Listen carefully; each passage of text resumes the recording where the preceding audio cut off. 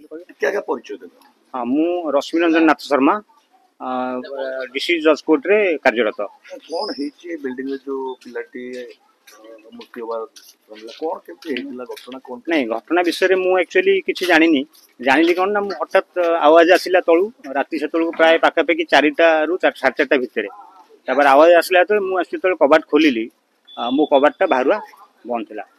तापर छोटू मु जोर चिलेली कहली मो कबाट बाहरुआ बंद अच्छी खोलतु कहीं निआ निआ मु खबर पाइली आउ किसी खबर जान नी तापर कबाट सब मोर किए खोलिला मुझे जाननी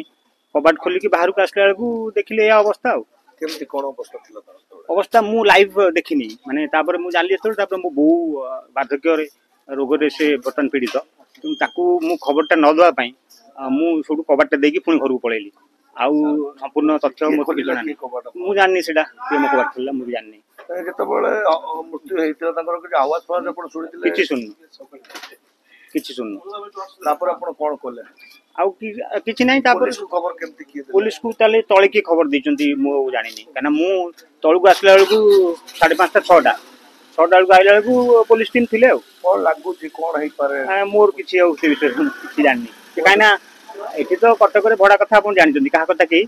जानदिनी किनु मु भी सेमते औ किछि जानिनी तो से विषय रे जहा पुलिस इन्वेस्टिगेशन कले जाना पड़िबो।